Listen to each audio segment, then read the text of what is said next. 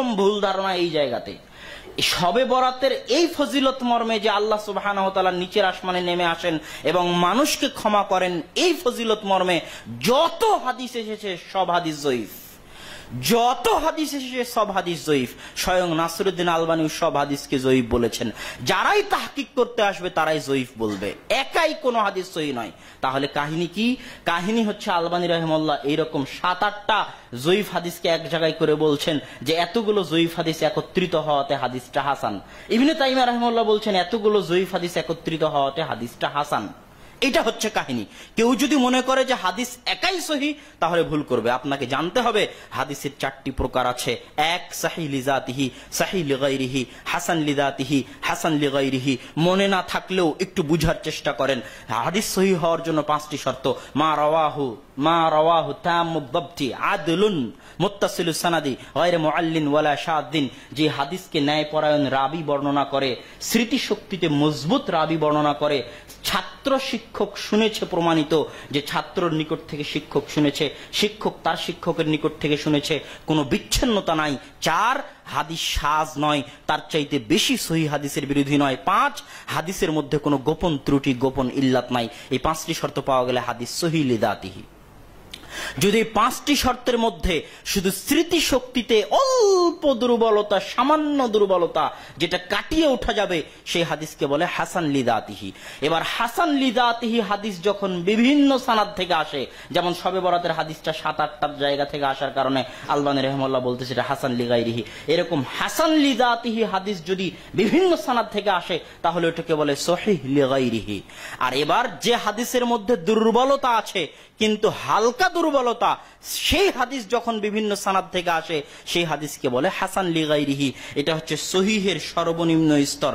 হাসান লিগাইরিহি হাদিস দুর্বল কিন্তু বিভিন্ন সানাদ থেকে আসার কারণে কেউ কেউ হাসান বলে।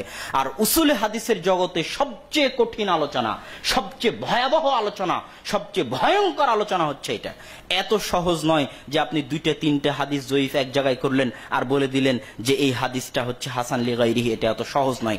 এই জন্য যত ইখতিলাফ মুহাদ্দিসিনদের মধ্যে তৈরি হয়েছে তার অধিকাংশ ইখতিলাফ এই জায়গায় তৈরি হয়েছে। আপনি মুহাদ্দিসদের, অনেক মুনকিরে হাদিস আছে যারা অভিযোগ উত্থাপন করে যে তোমাদের মুহাদ্দিসদের মধ্যে তো হাদিস সহিহ জয়ীফ নিয়ে ইখতিলাফ। আরে এরকম কোন ইখতিলাফ তুমি পাবা না যে এক মুহাদ্দিস একটা হাদিসকে সহিহ বলতেছে আর আরেক মুহাদ্দিস ওই হাদিসকে জাল বলতেছে। এরকম ইখতিলাফ নাই। কথা মনে হয় বুঝাতে পারিনি। ইখতিলাফ কোন জায়গায়?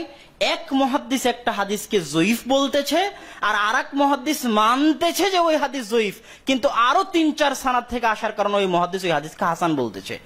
এই জায়গাতেই হচ্ছে অধিকাংশ ইখতিলাফ। এর বাইরে হাদিসে কোনো ইখতিলাফ নাই। সব জায়গায় অধিকাংশ 90% ক্ষেত্রে মুহাদ্দিসদের সিদ্ধান্ত একমত। তো এখানেও এই হাদিসও ইখতিলাফ হয়ে গেছে। তো আমি আপনাকে আগে যেটা বুঝাতে চাইলাম যে শবে বরাতের হাদিস একাই এককভাবে সহিহ হাসান এরকম নয়, অন্যের সহযোগিতা নিয়ে কেউ কেউ বলেছে। এবার সব হাদিসকে এক জায়গায় করার পরেও যারা এই হাদিসকে জয়ীফ বলেছে তারা কারা? সব হাদিসকে এক জায়গা করার পরও, এতগুলো জয়ীফ হাদিসকে একত্রিত করার পরও এই হাদিসকে জয়ীফ বলেছেন ইবনে তাইমিয়ার ছাত্র ইবনুল কাইয়িম রাহিমাহুল্লাহ। এই হাদিসকে জয়ীফ বলেছেন ইমাম কুরতুবী রাহিমাহুল্লাহ। এই হাদিসকে জয়ীফ বলেছেন ইবনুল আরাবী রাহিমাহুল্লাহ। এই হাদিসকে মুতাকাদ্দিমিন যত মুহাদ্দিস গেছেন তাদের কারো পক্ষ থেকে এই হাদিসকে হাসান বা সহিহ মন্তব্য পাওয়া যায় না। এমনকি আলবানী রাহিমাহুল্লাহর সমকালীন যারা আছেন, ইবনে বাজ রাহিমাহুল্লাহ, ইবনে উসাইমিন রাহিমাহুল্লাহ, এমনকি আলবানী রাহিমাহুল্লাহর ছাত্র যারা আছেন তারাও এই হাদিসকে জয়ীফ বলেছেন সব সানাদকে একত্রিত করার পরেও। শুধু তাই নয়, বর্তমান ভারত, পাকিস্তান, বাংলাদেশে হানাফিদের বিখ্যাত আলেম, যেহেতু আমাদের মন্তব্য পেশ করে তো আমরাও একটু তাদের মন্তব্য পেশ করি। হানাফিদের বিখ্যাত আলেম মুফতি তাকি উসমানী পাকিস্তানি, তিনি তার দারসে তিরমিজির 2য় খণ্ডের মধ্যে এই হাদিসের সকল সানাদকে একত্রিত করার পরও শবে বরাতের ফজিলতের এই হাদিসকে জয়ীফ বলেছেন।